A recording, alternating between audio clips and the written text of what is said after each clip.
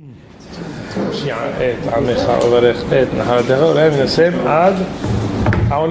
est 10, mais être Hachem. Ah mais avec moi, je suis content, c'est le truc et tout ça, pour dire Kaddish, je me souviens. Tov. On a le top. Ça y est, oui, j'ai lancé. Ok, super.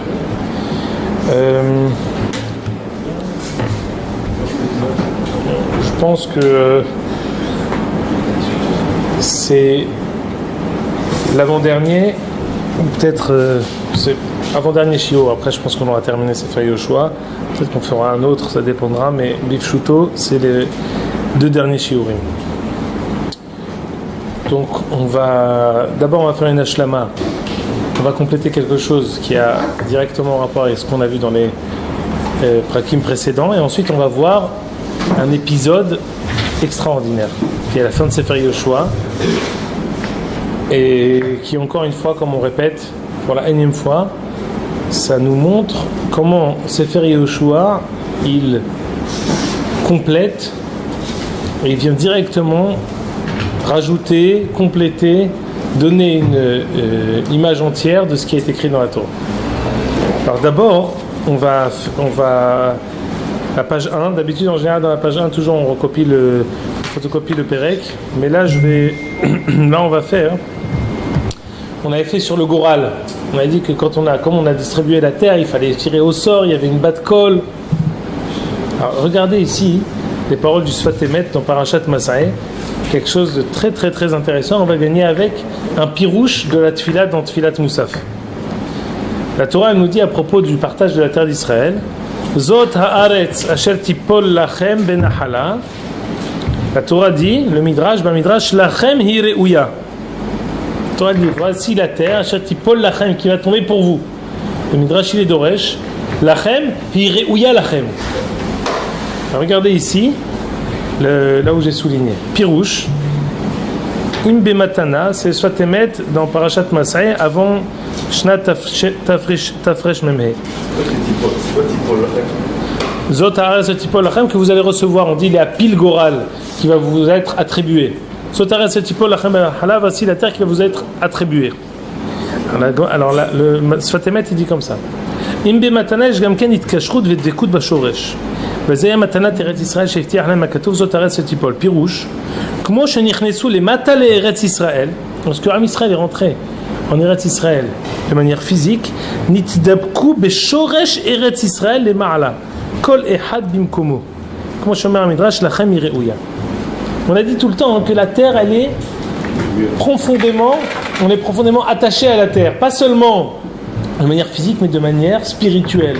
On avait même démontré ça par plusieurs choses. D'abord, les 3 envoyés que Yahushua avait envoyés de chaque chevet pour déterminer les frontières. Comment ils savaient? Dit le Malbim, au flair. Quel flair? Le roi HaKodesh qui avait sur chacun de comprendre jusqu'ici c'est à moi et jusqu'ici c'est à l'autre chevet. Otniel Ben Kenaz, on avait un problème pour conquérir la ville de Kiryat Sefer.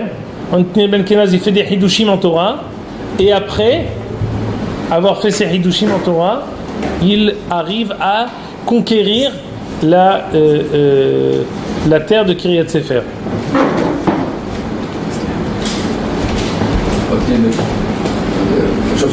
Non, c'est le début de Shoftim, mais c'est la fin de Yoshua. En retrouvant les 3000 halachot qui avaient été oubliés de temps de Yoshua, on arrive ensuite à conquérir. Quel rapport? Avait dit le livre du Mahatzit HaShekel, Tuva Haaretz, que en fait il y a chaque parcelle de terre, elle est liée avec des shorashim de la Torah, que si j'arrive à donner ces hidushim en Torah, alors je pourrais conquérir cette terre-là. Sinon, je pourrais pas. C'est-à-dire qu'on voit que la terre d'Israël c'est quelque chose de spirituel, le lien entre le peuple et la terre, entre la Torah et la parcelle de terre. Alors regardez ce qu'il dit le Sfat Emet. ולזה היו הגורלות שהראו משמיים לכל אחד חלק המיוחד לו והיה מתנה למעלה ולמטה. Le fait que ça a été attribué et par le tirage au sort et par le bat kol, ça voulait dire que ça a été attribué et par Yehoshua et par celui qui tire au sort et ensuite par la terre. Il y a un shoresh aussi bashamaim à chaque parcelle de terre. Et là, ce que je voulais qu'on dise, dans la tfilat du Moussaf, chez ta'alenu le artsenu, qu'on rentre physiquement, Vetita'enu bigvulenu, que tu nous plantes dans nos frontières. Ça veut dire quoi, Dieu soit te mettre Pirouche helek hashoresh shel ma'ala. On veut être attaché à la terre d'Israël physiquement, mais aussi à la facette spirituelle de chaque parcelle de terre. D'ailleurs, parenthèse, pourquoi je vous dis ça? Parce que ça fait quand même une assez longue période qu'on a tout un conflit avec une parcelle de terre qui fait partie d'Eretz Israël totalement, qui s'appelle Aza. Aza, c'est Eretz Israël, Echol Davar Ve'inyan. Et la maille.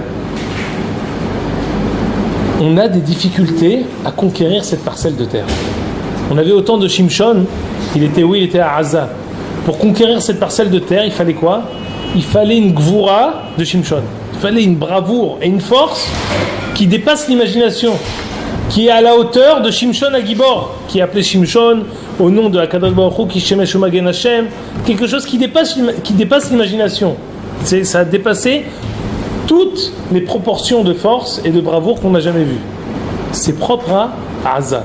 Jusqu'à aujourd'hui, le fait qu'on n'arrive pas à conquérir cette parcelle de terre, le fait qu'on soit tout le temps en train de discuter comment on va réussir, de quelle manière on va réussir à gérer, quel comportement il faut avoir par rapport à cette parcelle de terre, c'est pas seulement quelque chose de technique, de physique, pas du tout.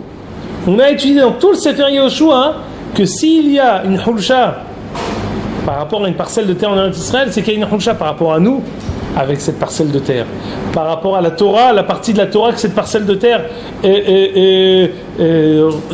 Tomenet Behuba, elle inclut, avec laquelle elle est attachée. Jusqu'à aujourd'hui, de tout temps en fait, il y a eu des problèmes là-bas. Et du temps de Shimshon, avec les Pélishtim, et jusqu'à aujourd'hui. Et le fait qu'aujourd'hui, à chaque fois, ce soit comme une cocotte minute, et qu'on en parle tout le temps, c'est un birour pour nous, justement, de l'évarer et Madriga shel Aza. Il faut qu'on étudie qu'est-ce que c'est Aza dans la Torah, qu'est-ce que c'est Shimshon à Gibor. Plus on arrivera à comprendre dans le Tanakh comment ça apparaît Aza, quelles sont les particularités, comme ce qu'on avait étudié dans une des guérettes du Rafrou, quand on avait lu toutes les villes d'Eretz Israël, on a dit que chaque parcelle de terre, elle a le fait que la Gemara dans Gittin, elle apprenne des drachot sur le nom des Hayarot d'Eretz Israël, ça veut nous dire qu'en fait, ces parcelles de terre sont propres à des midot, tovot, de celui qui est mevater. Ça, c'est chaque chose, chaque parcelle de terre en Eretz Israël, elle est vivante, elle est kedosha, et elle. était à quelle tribu Aza, je pense que c'était Adan, je sais pas parce que je t'ai dit c'est Shimshon avec les Pélishtim. Dans le partage. Je te dis, je me demande si ça n'a pas été attribué à Adan. J'ai pas vérifié ça avant. J'ai entendu que c'était pas Israël. Ah, c'est ça ce que je vous dis. S'il y a quelque chose pour lequel on est sûr que c'est Eretz Israël, c'est Aza. C'est Aza de manière sûre. Il y a une question qui est par rapport à Evera Yarden. Ça, c'est ce qu'on va étudier aujourd'hui. L'autre côté du Jourdain, la parcelle de terre qui a été attribuée à Reuven, Gad et Hatzi Shevet Menaché, ça, il y a une grande question. Mais tout le côté du Jourdain, là où on se trouve, du côté où il y a Yerushalayim, sans aucun doute, c'est Eretz Israël, on est rentré là-bas, ça nous a été attribué, mais il y a des difficultés. Il y a eu des villes, il y a eu des bastions qu'on n'a pas toujours réussi à conquérir. Et ben, c'était Madrigot de Kedusha du peuple, et ça a été pour nous toujours des balises pour comprendre où c'est qu'on se trouve. C'était une akdama et une ashtama par rapport à ce qui se passe, parce que même si ici on est bien chez nous et bien dans nos chaussures, il y en a que toute leur parnassa et tous ceux qui habitent là-bas, ils sont en difficulté. Donc nous, dans notre limoud de Yehoshua, Tenu'oz Elohim, en étudiant, on donne des tazrimim de dam, bari, vehai, pour qu'il y ait de la gvoura be'am Israël, gvoura be'tzahal, gvoura be'raché המדינה שיחליטו החלטות טובות ונכונות ביחס לגבול הזה שנקרא גבול עזה. Top. Il faut mettre une équipe qui étudie à fond sur Shimshon. Donc voilà, on est là, tu fais partie. C'est facile là. On va pas perdre de temps. Il y a un חוג תנ"ך בשביל חברי הממשלה, פעם בשבוע. בבית של ביבי נתניהו, וזה מתקיים. פעם בשבוע, כן? חוג תנ"ך. לא יודע מה הם לומדים, מי מלמד וזה, אני יודע שיש רב שם, הרב הראשי ניסבץ, הרב לאולם. מצוין, טוב מאוד. איש מפי איש עד משה רבנו, טוב מאוד. טוב. Maintenant on passe page 2. On arrive maintenant à Perek et Kaf Aleph. C'est Azikra Yehoshua. Alors je vais lire, je vais survoler, mais après on va tout de suite essayer de comprendre quel a été l'enjeu de ce Pérec. Ce Pérec-là, c'est, vous allez me dire à chaque fois que tu dis ça, c'est peut-être vrai, c'est un tremblement de terre dans Sefer Yehoshua. Parce qu'on va avoir presque une guerre civile, une guerre fratricide qui va s'opérer entre tout Am Israël, les 9 tribus et demie, et Reuven, Gad et Hatzi Shevet Menaché. En fait, c'était, j'allais dire, c'était inexorable. Une fois que chacun a pris sa parcelle de terre, chacun a eu son héritage, ben, quand on s'occupe de se bagarrer contre les ennemis, on est unis tous ensemble, il n'y a pas d'équivoque. Dès que chacun y rentre, Ish al diglo beotot, Ish al mahaneu, Ish al diglo, alors à ce moment-là, on a le temps de s'occuper des problèmes, on va dire, intérieurs. Et tout de suite, les différences font surface et on arrive au conflit. Là, on a dit qu'on a terminé. La semaine dernière, on a expliqué que la fin du partage, c'était Are Alvim et Are Miklat, ce qu'on a étudié, des choses extraordinaires. Maintenant, on arrive, après avoir fait le partage, qu'est-ce qui se passe? Il y a ici un birour. Lisons plutôt. Et on va voir qu'il y a eu une guerre fratricide qu'on a frôlée. אז יקרא יהושע לראובני ולגדי ולחצי שבט מטה מנשה ואמר עליהם אתם שמרתם את כל אשר ציווה אתכם משה עבד השם ותשמעו בקולי כל אשר ציוויתי אתכם. Alors Yehoshua s'est tourné vers Reuven, Gad et la moitié de la tribu de Ménaché en leur disant vous avez accompli ce que Moshe Rabbeinu vous avait demandé d'accomplir. Vous êtes partis avec vos frères pour faire la guerre. Repartez, vous pouvez repasser le Jourdain, faire marche arrière pour rejoindre vos familles respectives que vous avez laissées pour faire la guerre. Ceci dit,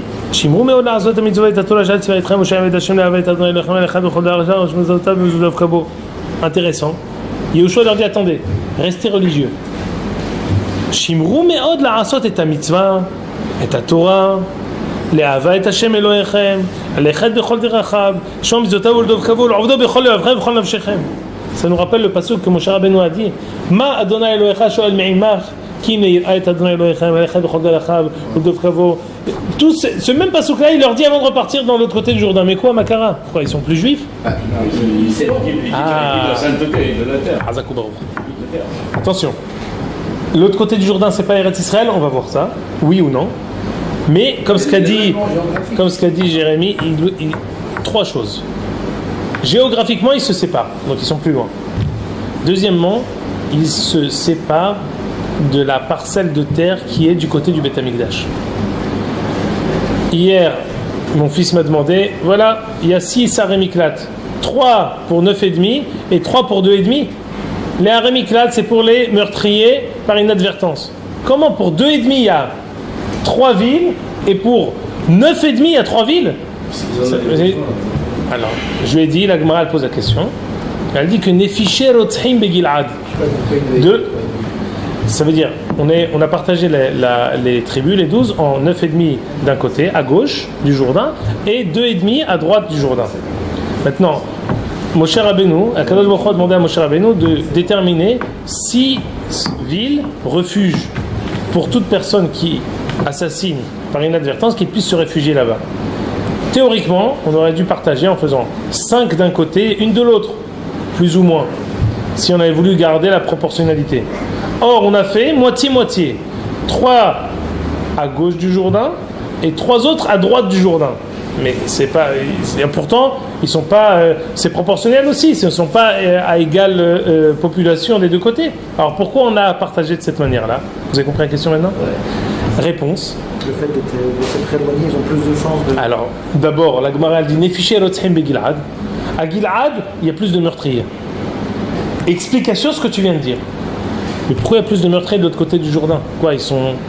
Oui, le fait de s'éloigner du Beth Amikdash, ça donne il y a une sorte d'influence, je ne sais pas une influence négative, mais il y a moins d'influence du Beth Amikdash sur tout Am Israël. Quand tu es loin du Beth Amikdash, eh ben c'est pas la même chose. Et donc les choses parce que de toute façon c'est quelque chose qui est par inadvertance, c'est pas voulu. Moins loin que qui habite tout au nord de la Roche Mikra. Hazak ou Baruch, malgré... Non. Non, mais non, je pense que c'est une bonne remarque qu'il dit, et je veux dire justement l'inverse. Ouais. Géographiquement, il aurait eu raison, mais le Jourdain est au milieu. De passer le Jourdain, c'est comme si je te dis d'un côté du Nil, de l'autre côté du Nil. Un c'est Eretz Israël, l'autre côté c'est pas Eretz Israël. C'est vrai, mais c'est pas ce qui s'appelle Sadna de Ar'a Hadhu. Ça c'est une seule et même entité. Ça c'est une autre entité, le Jourdain qui passe au milieu. Il n'y a pas de continuité territoriale. Voilà, en bon français, la continuité territoriale. Alors, Moshe Rabbeinu, justement, Yehoshua bin Nun leur dit soyez bien religieux. Attendez, c'est pas parce que vous allez nous quitter que vous ne devez pas garder toute la Torah, toutes les mitzvot, continuer à être fidèle à Kadosh Baruch Hu. C'est aussi le but du Chessi Shevet HaMenashe. Voilà, la taille de Kabla qu'ils allaient rester de l'autre côté. Moshe s'y réfère maintenant, le Chessi Shevet HaMenashe parce qu'il se fait. Alors pour compléter, je complète ce qu'il dit parce qu'il dit quelque chose de peu connu, mais s'il le dit, on va le dire quand même. Non, c'est un hidouche du natif de Vologine. C'est que parfois, la Torah elle s'exprime la Rouveni et la Gadi, on mentionne que Reuven et Gad, et qu'après on parle de Ménaché. Je comprends pas, depuis le début, qui c'est qui a demandé? C'était Reuven et Gad? Avec Ménaché ou sans Ménaché? Et pourquoi Ménaché il est partagé en deux? Ou tout Ménaché d'un côté, ou tout Ménaché de l'autre, mais pourquoi tu les partages en deux? Dit le natif de Vologine. Que Moshe Rabbeinu savait que du fait qu'ils étaient de l'autre côté du Jourdain, ça allait être pour eux un manque d'influence positive de la Kedusha du Beth Amikdash de Yerushalayim. Il fallait envoyer Yair ben Menaché, qui était Shakoul, qui est Rouba Shel Sanhedrin, il fallait envoyer là-bas un Gadol Hador, qui allait être pour eux une sorte de Ashpa'a Hiyuvit, une influence qui allait compléter. Dans la mesure où ils allaient être tout seuls, on avait besoin de leur envoyer là-bas une Garin Torani, qui s'appelle Yair ben Menaché, la Hatzi Shevet Menaché, pour pouvoir justement les encourager à rester fidèles à Kadosh Baruch Hu, à toute la Torah. C'est pour ça que parfois ça commence Reuven et Gad, sans Menaché, et c'est qu'après que Moshe Rabbeinu leur a envoyé Menaché. Pourquoi ça va marcher? Qui? Les deux, le moitié. Pourquoi on a accepté? Pourquoi Moshe a accepté qu'il se mette de l'autre côté? Ah, alors on va voir, alors justement. C'est surtout pour les. On va expliquer ça tout de suite. Et on va avoir puni la moitié du Shevet de Ménaché de l'autre. Non, bon, c'est comme si tu me dis. Puni, c'est-à-dire de la même manière qu'on leur accole. C'était un peu le but, parce qu'à part le but Rouhani, il y avait aussi un but que le fait que tu mettes Chessi Shevet Kan, il garde des contacts entre les deux familles, et donc du coup ça crée un pont entre. Alors justement, ça c'était. C'est le seul qui soit né en Égypte. Ephraim et Ménaché. Ah, Hazak. Si viennent de Routz-Laretz. Alors je sais pas, c'est un détail intéressant que vous faites remarquer, je sais pas quoi en faire, mais peut-être qu'on va voir si jusqu'à... Non, c'est une différence qui est vraie pour les Shevatim. Si on dit que Benjamin, celui qui ne s'est pas prosterné devant Esav, alors une particularité pour Ephraim et Ménaché, que c'est pas ceux, ils sont nés autre part. Très bien. Maintenant, donc, on voit que Reuven, Gad et Hatzi Shevet Ménaché, ils sont particuliers. Très bien. Maintenant, regardez ce qu'ils vont nous préparer. On rejette encore quelques psukim. Le Hatzi Shevet Ménaché, d'ailleurs, vous voyez, même Yehoshua, il est partagé en deux. D'abord, il parle Reuven et Gad. Après, il se tourne vers Ménaché. Le Hatzi Shevet Ménaché, Natan Moshe Babashan. Le Hatzi Natan Yehoshua, Imachayam Be'ver Adanyama. Même qui Shilham Yehoshua, la Olam, Ve'valechem, Malem, les membres, Nechazim, Rabin, Shuv, la Olechem. Repartez vite chez vous de l'autre côté du Jourdain avec tous vos biens. Ou Mikne, Rav Meod, Vechesev Zao, Vinhoshet, Vabarza, Vislamot, Harbe Meod, Hilkush, la Olechem, Im Achechem. Repartez, rejoignez vos familles respectives. Maintenant, jusque-là, il n'y a rien de particulier. On leur a dit en fait, regagnez votre terre. C'était vraiment, ça c'est la fin du partage en bonne et due forme. On a attribué un Hatzi à Reuven Gad. Alors regardez, veillez chez vous, veillez chez vous. וינכו בני ראובן ובני גד וחצי שבט מנשה את בני ישראל משילה אשר בארץ כנען ללכת אל ארץ גלעד ארץ אחוזתם שאינו חזו על פי השם ביד משה. Voilà que de manière effective, Reuven, Gad et Hatzi Shevet Menaché regagnent leur territoire. Voyez-vous, al Galilot Yarden, Shaberetz Kenan, Vevnu Bnei Reuven, Bnei Gad et Hatzi Shevet Menaché, Sham Mizbeach ala Yarden, Mizbeach Gadol le Mar'e. Ils ont décidé une initiative extraordinaire de construire un Mizbeach, un hôtel à UTEL. Un Mizbeach Gadol le Mar'e. On va construire un très grand hôtel. Veshmor Bnei Israël, les Morine, Banu Bnei Reuven, Bnei Gad et Hatzi Shevet Menaché, Mizbeach al Mulat Kenan, al Galilot Yarden, vers Bnei Israël. Ils ont construit là-bas, ils ont entendu un hôtel, un Mizbeach, pile à l'endroit du Jourdain. Parce qu'en Israël, ils ont entendu ça, ils ont dit on va venir en guerre. Ça, c'est une déclaration de guerre, ni plus ni moins. On va expliquer justement quelle est la... Ici le Navi, de manière vraiment étonnante, se tait des enjeux de ce conflit. Il dit pas, et je pense qu'on va pas étudier, il y a deux chitotes. Il y a une chita du natif de Vologine, et il y a la chita du Divrei Emet. Rabbi Yitzhak Bachar David, un mi-hachmei asfaradim, qui a écrit un shoot Divrei Emet, et à la fin il a des drashot extraordinaires. Je ne sais pas si on expliquera son explication, en tout cas l'explication du natif on va la mentionner. Alors là juste je lis encore quelques psukim pour que finalement on arrive à comprendre qui est contre qui. Toute affaire cessante, on envoie Pinehas, qui est connu pour sa madriga du shalom. On va lire dans Pinehas, c'est lui qui shalom. Lorsque Cosby Batsour, ça s'est passé, Pinehas, on lui a attribué la décoration du shalom. C'est vrai que c'est un shalom avec un vav coupé, parce qu'il a dû casser plusieurs côtes pour avoir ce shalom, mais Pinehas c'est le symbole du shalom. Donc on l'envoie, le ministre des Affaires étrangères. On a avec lui toute une mishlahat. Pas très diplomatique, mais c'est peut-être aussi pour ça qu'on l'envoie.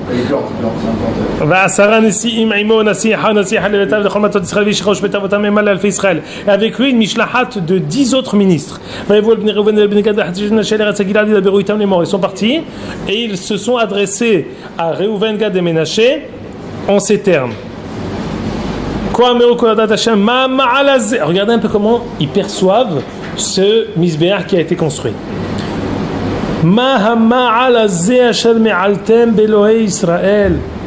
Quel est ce sacrilège que vous avez fait? La shuva yom me'achare Hashem. Vous avez abandonné un Kadosh Baruch Hu.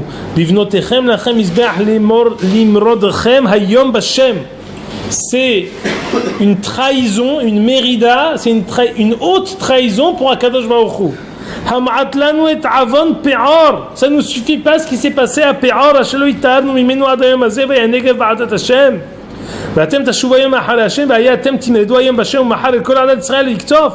Vous allez faire une avera après que le Baruch Hu va tous nous punir. Si vous n'êtes pas content d'avoir l'autre côté du Jourdain, venez de l'autre côté du Jourdain, chez nous, du côté gauche. Ou Bashem, là c'est important. Bashem al-timrodu, ve'otanu al-timrodu. Ne faites pas de trahison envers Akadosh Baruch Hu, et nous, ne nous trahissez pas. De quoi il s'agit? Mais qu'est-ce qu'ils ont fait? Pourquoi Pinhas est envoyé en missile par Yehoshua pour s'occuper d'eux? Et qu'est-ce qu'ils ont fait en fin de compte? Ils ont fait un misbéach, les marées. Regardez un peu ce qu'ils vont répondre.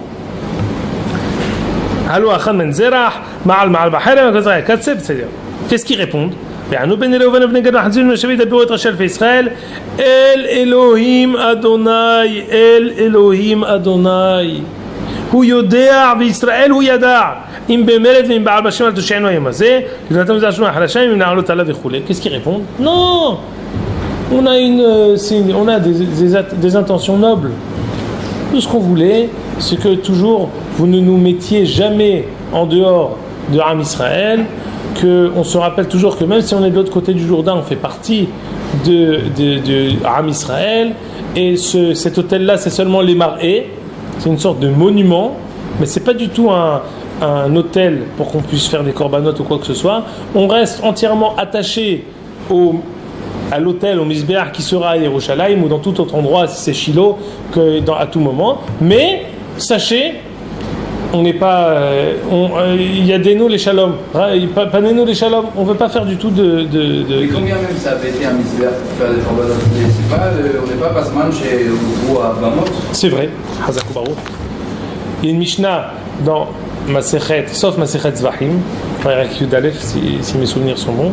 À la fin de Masechet Zvahim, la Mishnah elle compte les moments où Hutrou Abamot ou Ne'esru Abamot. De quoi s'agit-il?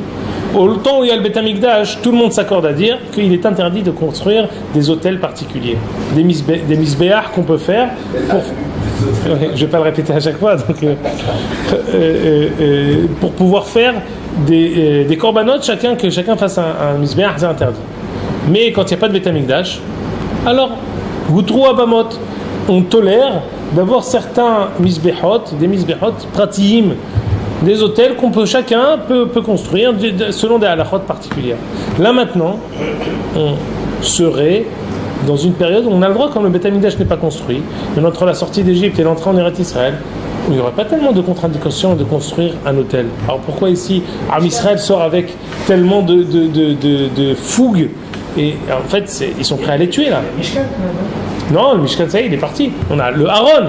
Et depuis qu'on est rentré en Eretz Israël, c'est vrai qu'on a l'Arche Sainte, mais on n'a plus le Mishkan. Pourquoi ils construisent plus? Si je l'arrête. Parce que quand on arrive en Eretz Israël, il faut construire le Beth Amikdash. La question, elle est autre. Pourquoi on n'a pas construit le Beth Amikdash tout de suite? Ça, c'est la vraie question. Pourquoi on a attendu 400 ans? Mais à partir du moment où on rentre en Eretz Israël, on aurait dû construire le Beth Amikdash tout de suite. Très bien. 400 ans là. Là. Oui, mais il était avec eux sur leur dos, il était. Non, j'ai construit tout le Sefer Shoftim et tout ça. Non, mais il était là encore. Le Beth Amikdash a été construit 480 ans après la sortie d'Égypte. Il est disparu. Ah, mais après l'entrée. Il est passé. Ça fait, tu rajoutes 480 moins 54. Il est passé où, Mishkan? Il est passé où? Je joue le menu. On rentre entre un Israël et le. Non, on a pris le Aaron Hashem, l'Arche Sainte. C'est la seule chose qu'on a gardée. Et les Kélim, pardon? Et tous les Kélim, machin. Ouais, la Mishkan Bada, Mishkan. Qu'est-ce qu'on en a fait? Je sais pas. Est-ce qu'on les a gardés pour après les réutiliser? Il doit y avoir des choses Mefourachim que je ne sais pas. Est-ce qu'on a tout gardé là-bas et qu'après on les a amenés au Beth Amikdash? Je crois qu'on les a reconstruits pour le Beth Amikdash. Donc je sais pas vous dire. Mais il y a le Mishkan à Shiloh. Oui, le Mishkan Shiloh, c'est un abus de langage. C'est pas le même Mishkan qu'il y avait dans le désert. Il y avait deux Mishkan.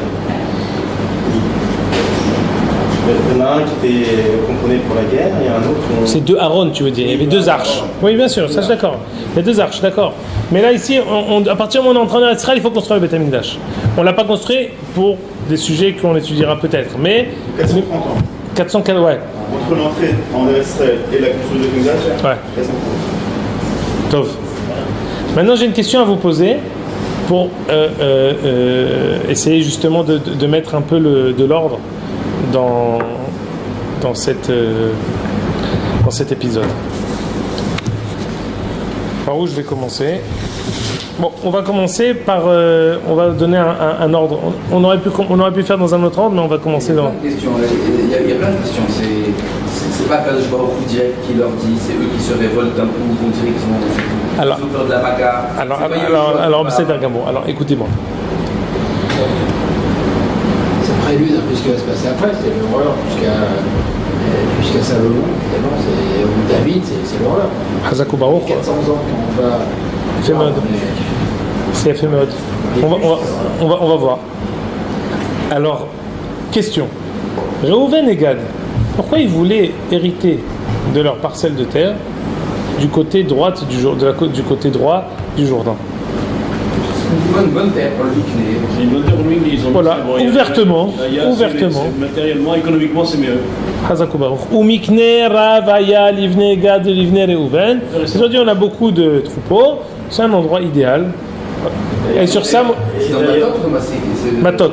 D'ailleurs, dans Matot, quand ils expriment leur vœu de faire ça, l'ordre dans lequel ils le disent, c'est d'abord Mikné, et après les enfants.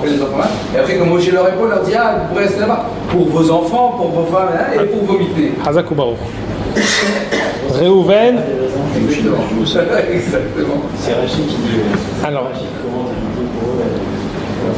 Mais il y a quand même une contradiction à ça, c'est des psukim qui sont en contradiction. Lesquels?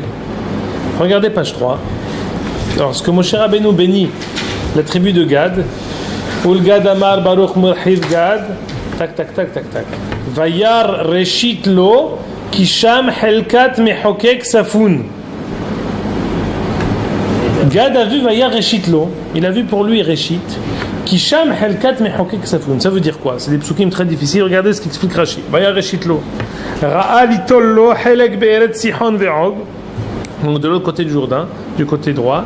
Shehi Reshit Kibush Haaretz. Il a préféré le début de la conquête de la terre d'Israël. Pourquoi? Kisham Helkat Mehokek. Ki yada asher sham benachalato Helkat Sadek Kevurat Mehokek ve'u Moshe. Safun ota Helkat Sfuna otmuna mikol biria. Non, on s'est trompé sur Gad et Réhouven. On croit que c'est des opportunistes, des bonnes occasions pour avoir une bonne terre qui est fertile. Vayar reshit lo kisham helkat mechokek safun. Eux, ils voulaient Eretz Israël, reçu de qui? De Moshe Rabbeinu. Depuis le début du livre, à chaque fois je vous dis ça.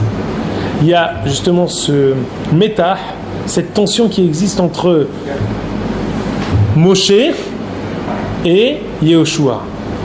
Que tout le temps Yehoshua il veut être l'ombre de Moshe. Et Am Israël veut recevoir la terre d'Israël de qui? De Moshe et pas de Yehoshua. C'est pour ça qu'on avait expliqué que ça commence par Kalev, ça se termine par Yehoshua. Pour dire que même Am Israël qui a reçu, c'est Mikwach Moshe Rabbeinu. Gad et Reuven, ils ont dit, on veut recevoir notre parcelle de terre de qui? De Moshe. Qui leur a finalement attribué leur terre à Reuven et Gad? C'est Moshe.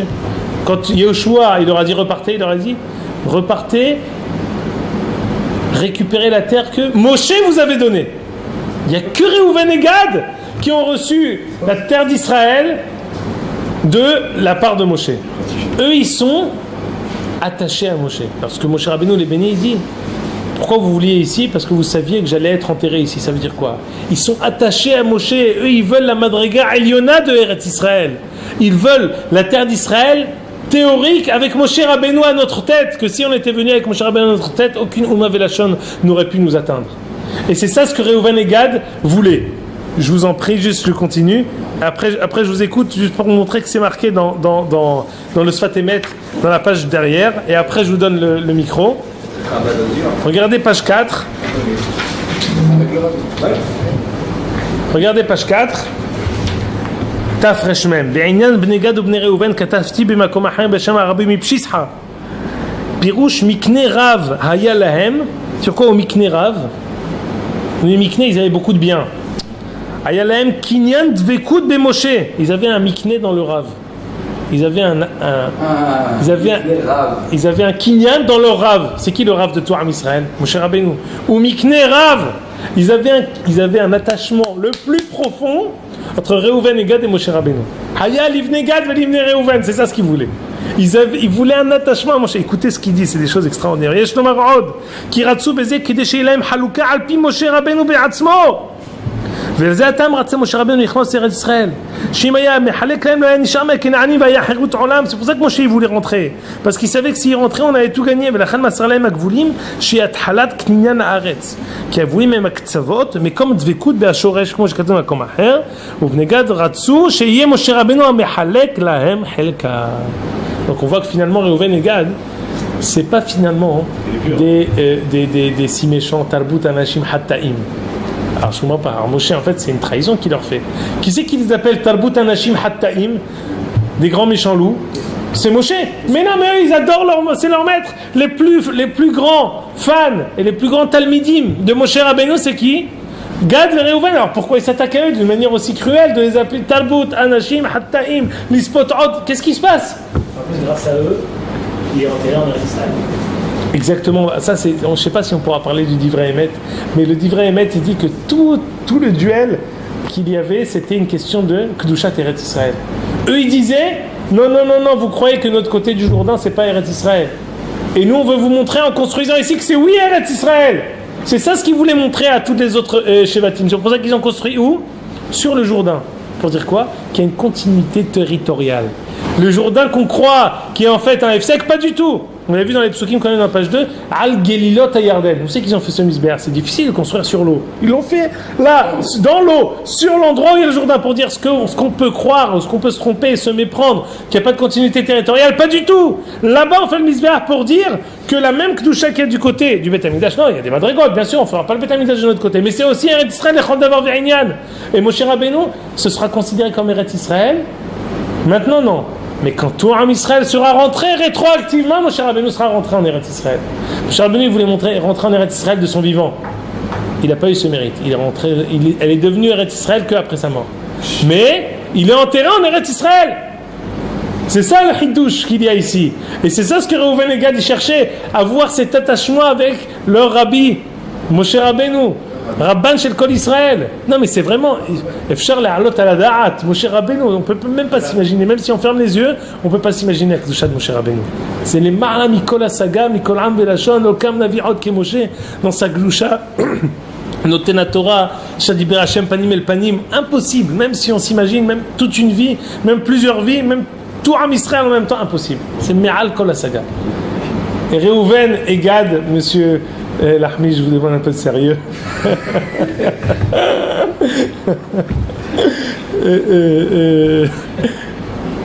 C'est enregistré. C'est pas lequel,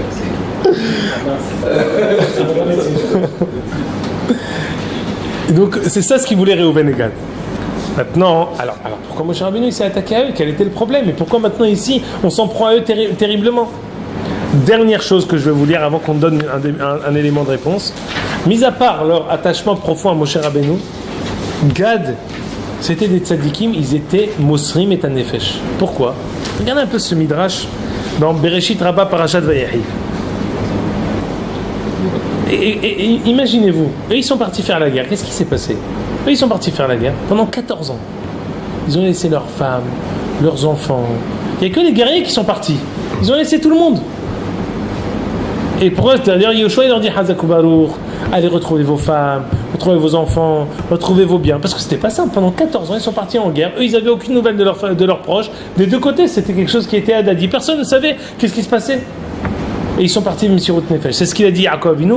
Gad, Gedoud, Yegoudenu. Gad, Gedoud, un escadron. Yegoudé. Oui.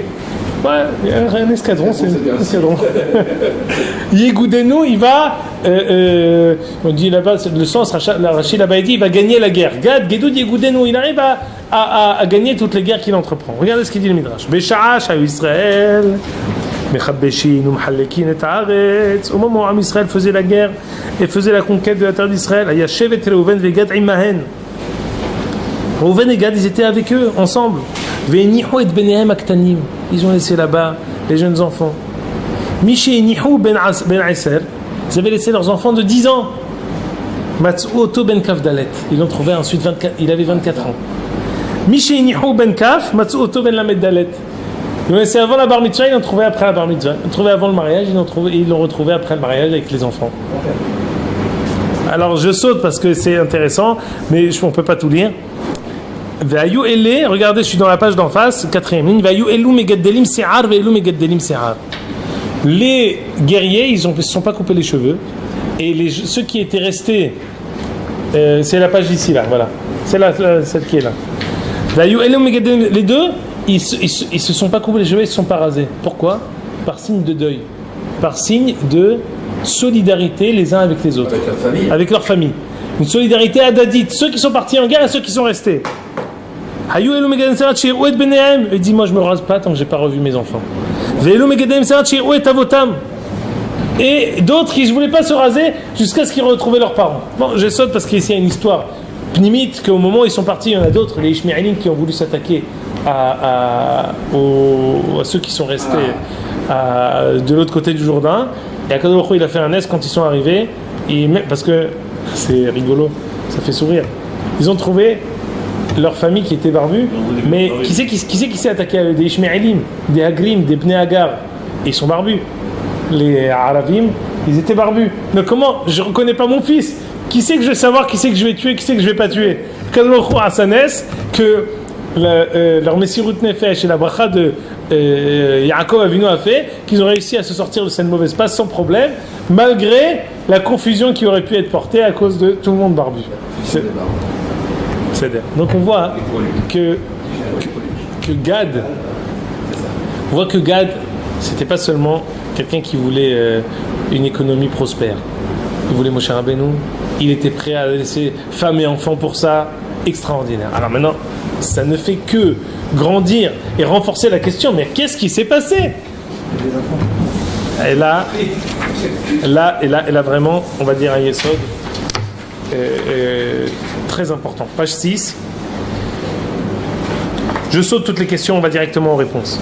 Là où j'ai souligné. C'est natif aussi? Natif de Vologine. Veyeter Raoui Lomar. Des barour des takanat klal Israël ben avdei kochavim el milchamotehem haya kasher haya agudatam al haaretz beyesod hazak la'azor ze et ze. כיוון שחלק ליבם של שבט אחד לצאת מן הכלל היה קרוב הדבר שיחזיקו ידי עובדי כוכבים ויפתחו שערי ארץ ישראל ואין לך סכנת נפשות יותר מזה.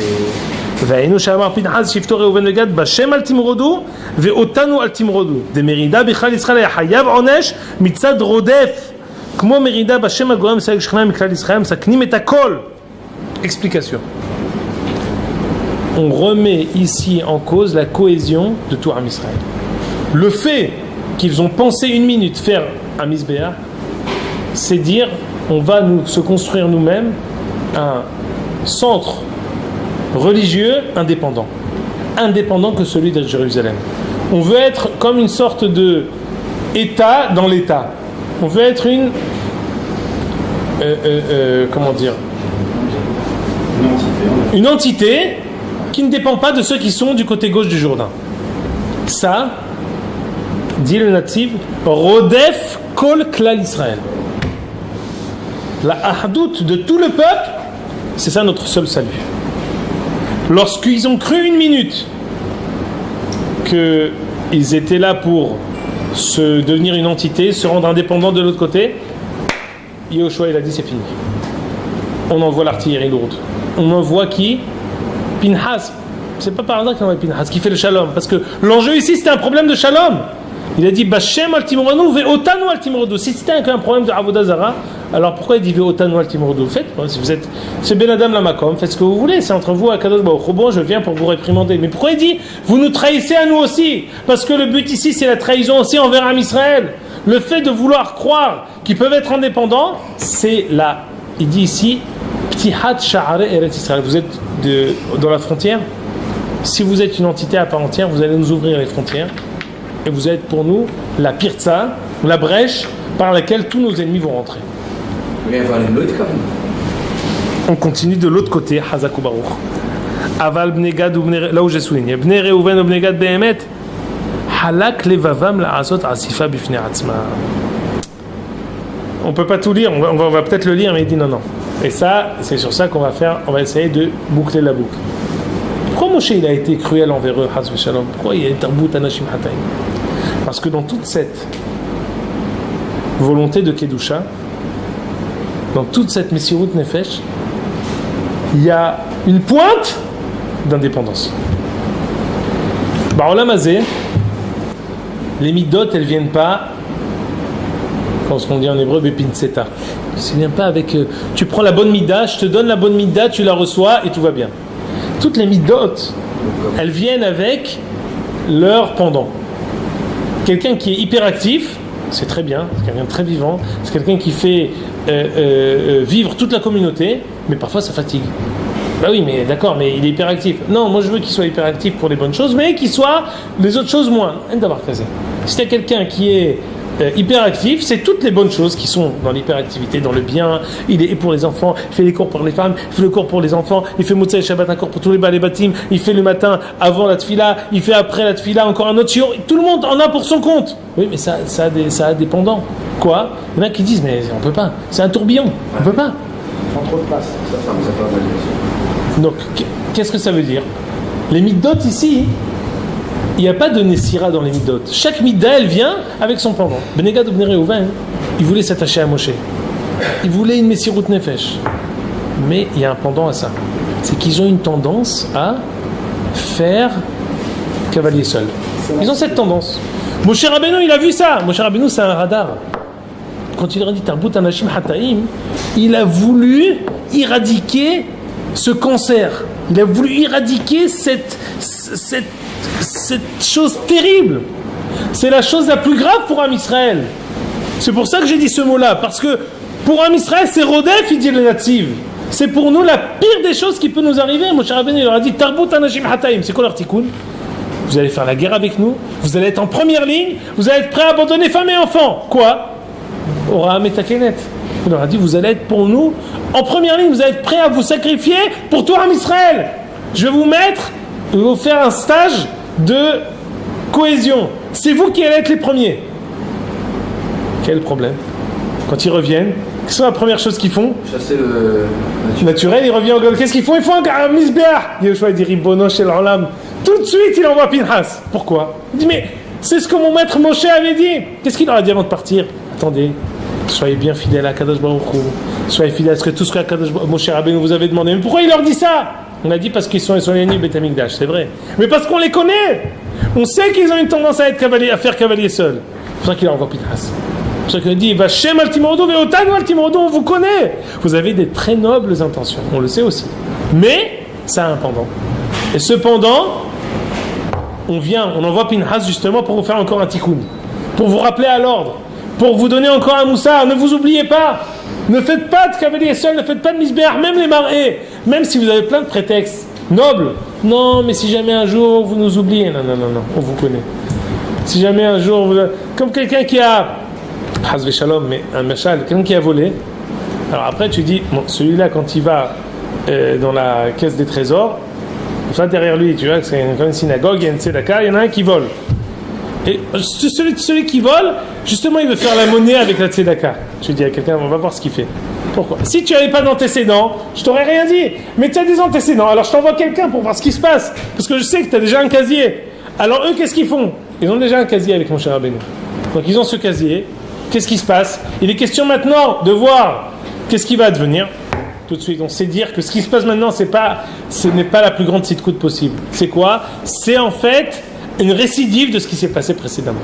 Et c'est ça ce que Yoshua a cru voir, et c'est pour ça qu'il a envoyé Pinhas, et c'est ça ce que Pinhas aurait voulu réparer, et je crois qu'il a réussi. C'est ce qu'on va voir ensuite avec l'oracle. Le dernier shiur, ce sera l'oracle de Yoshua à la fin du livre, où il va répéter toute l'histoire depuis Terah jusqu'à nos jours, et la mort de Yoshua, Bezrat Hashem, la semaine prochaine. לפיכך התפלל תורה בזו שנאמר, אדוני יחפץ למען צדקו, יגדיל תורה וילדים. אמן. אמן.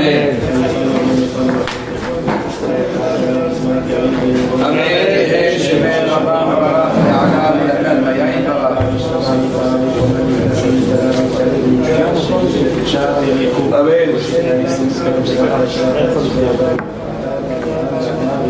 אמן.